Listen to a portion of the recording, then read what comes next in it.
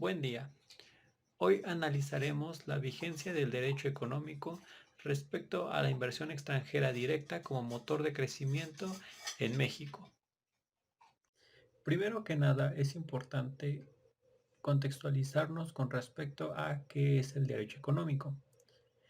El derecho económico es el conjunto de normas específicas que pretende organizar la economía macrojurídica a nivel zonal. Asigna al Estado un poder regulador eficiente, fomenta mecanismos del mercado y parte práctico económico, ya que tutela intereses generales basados en principios de economicidad y simplificación aplicados a sus vertientes. La macrojurídica se refiere a los realizados entre estados y el microjurídico es la regulación del Estado por leyes para sí mismo. Los sujetos de este derecho los consideran como cualquier agente económico, sin importar su naturaleza patrimonial, así como su actuación en alguna de las etapas de producción, distribución, circulación y consumo de bienes y o servicios. Busca conciliar intereses con el sector privado, a fin de sancionar prácticas desleales o monopólicas. Metodológicamente se le considera el derecho económico bicéfalo por su aspecto en parte dogmático y una parte práctico-económico. Por ejemplo, el derecho mercantil apunta a las relaciones entre comerciantes y cuando estos comerciantes actúan en un mercado que se regula con políticas generales, entonces se rigen por el derecho económico. Las características de este derecho es que es humanista, porque tiene como centro al hombre. Es dinámico también porque debe ajustar sus normas a los cambios tecnológicos y productivos que supone cada era. Es complejo porque debe funcionar en las formas micro y macrojurídicas. Por consiguiente, entendemos que es de carácter nacional e internacional. También es concreto porque se encuentra delimitado jurídicamente. Multidisciplinario porque se puede analizar desde diversas áreas e interdisciplinario, porque las normas suelen ser tomadas en sentido sociológico y realista, e incluso el derecho económico sirve como instrumento para el cambio social, ya que si las políticas económicas se encaminan a atender a la población en su papel, como por ejemplo el de consumidor. Ahora bien, analizaremos un poco la inversión extranjera. Se entiende por inversión extranjera a la realizada por personas o instituciones de un país en otro distinto. Por ejemplo, la inversión realizada en México por personas físicas o jurídicas residentes en el extranjero, ya sean mexicanos o no. Asimismo, también pueden ser personas físicas o jurídicas extranjeras establecidas en México. La inversión extranjera se materializa de diferentes formas, como es la inversión directa, inversión de cartera, inversión de bienes inmuebles u otras. Es importante señalar que esta práctica puede suponer la salida de capitales al extranjero. Históricamente y hasta inicios de la década de los 80, la inversión extranjera directa, o IED, en México ha participado significativamente en sectores económicos específicos. Ya desde la década de los 80 del siglo XIX y principios del siglo XX, destacaban los flujos de capitales provenientes de Europa y Estados Unidos, particularmente en el sector minero, petrolero, textil y de transporte. La construcción de haciendas y plantaciones, expansión del sistema ferroviario y una serie de servicios, incluyendo energía eléctrica y la banca. El análisis de los efectos que propicia la IED ha implicado una serie de debates. Algunas perspectivas teóricas empíricas han destacado la necesidad de que un país atraiga constantemente inversión del exterior, considerando condiciones que permiten aprovechar beneficios como generación de empleo, mayor competencia entre las firmas de un sector determinado, el aumento de las divisas, generación de conocimiento, ya sea desde la aplicación de los procesos productivos o bien desde la formación del capital humano. Sin embargo, otras aportaciones se han concentrado en destacar que estas externalidades positivas no son inmediatas y requieren de ciertas condiciones en los países receptores para que puedan efectuarse, por lo que no necesariamente captando IED se realizarán efectivamente, a menos que haya un elemento conductor. Se estima que la IED juega un papel importante en la estabilización de la balanza de pagos. Puede contribuir al equilibrio de esta balanza con un aumento neto en la entrada de capitales, es decir, la propia inversión realizada más el flujo de capitales que le sigue como una reinversión, repatriación de dividendos, operaciones de deuda, etc. Otros factores que condicionan el impacto de las IED en el equilibrio de la balanza son el tamaño y el potencial del mercado, dado que la amplitud y el dinamismo de este mercado determinará si la empresa será transnacional o tendrá una orientación nacional. Sobre la contribución de las IED en los ingresos de la balanza de pagos, se aprecia que la IED es la cuarta fuente de importancia.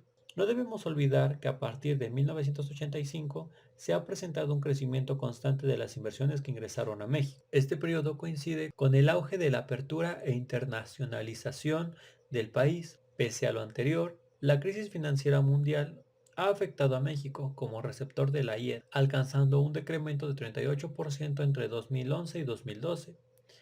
Es importante destacar que una mayor participación en la IED en cuenta corriente de México no necesariamente ha significado una inversión nueva. Si se observan los años con mayor ingreso, han correspondido a las principales adquisiciones de empresas nacionales. Fue el caso de algunas paraestatales en la década de los 90, instituciones bancarias y de seguros a partir del 2001 y de las empresas cerveceras en 2010 y 2012. Ahora bien, una vez que hemos visto tanto lo que es el derecho económico como las implicaciones que tienen las IED y los efectos sobre los mercados que tratan de involucrarse, es necesario determinar el marco jurídico que permite la operación de estas instituciones. En el ámbito internacional se regulan y protegen las inversiones extranjeras en México y las inversiones mexicanas realizadas en el extranjero a través de acuerdos internacionales sobre inversión. Estos acuerdos se expresan en capítulos de inversión, incluidos en la mayoría de los acuerdos comerciales internacionales, y en acuerdos para la promoción y protección de las inversiones, o APRI, suscritos por México.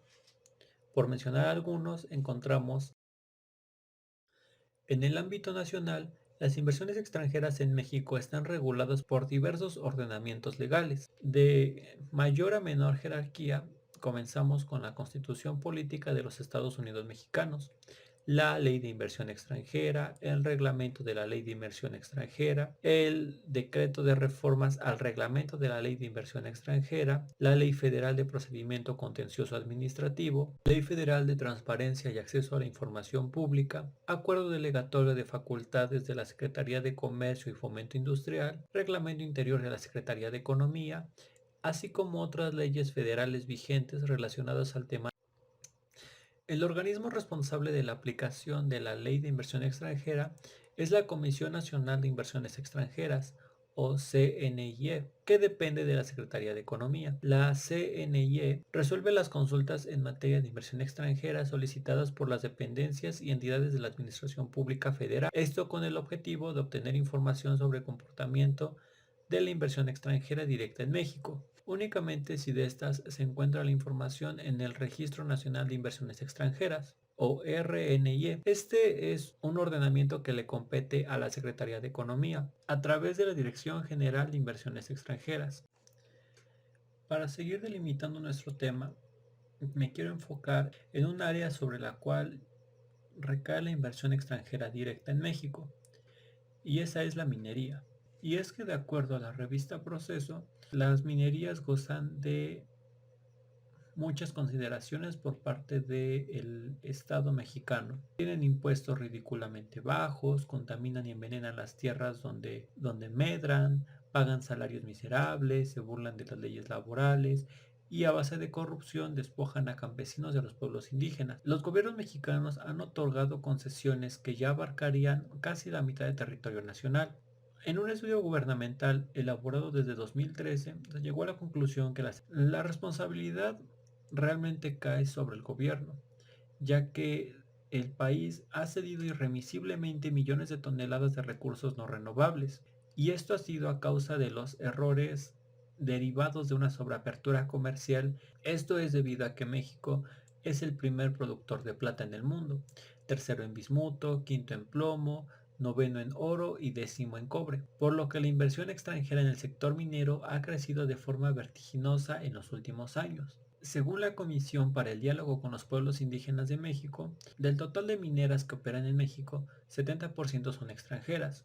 De estas, el 74% tiene participación canadiense, 15% estadounidense, y no es de extrañar, ya que debido a los lineamientos de su país se debe de operar bajo una ley de impuestos mineros de la Columbia Británica.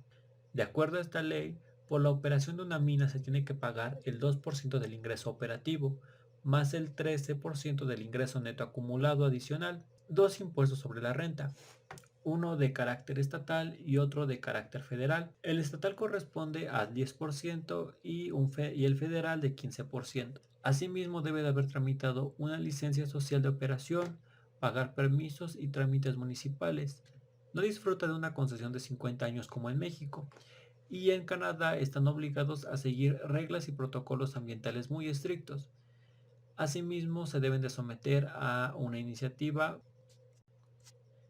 El mismo estudio realizado por la Comisión para el Diálogo con los Pueblos Indígenas de México se ocurre con las concesiones que se otorgaron a Goldcorp, el cual tiene 70.900 hectáreas concesionadas en Sonora, en las cuales explota una mina de oro.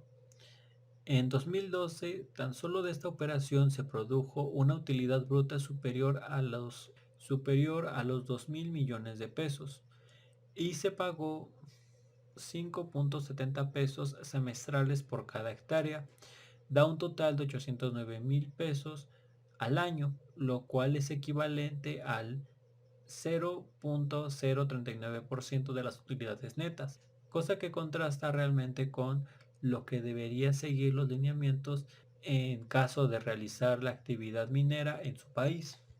Con base a lo anterior, se puede concluir que el derecho económico es aún vigente en este sentido, porque como analizamos al principio del video, nos sirve como un instrumento jurídico y sociológico para determinar las acciones y las conductas que se están llevando en nuestro país.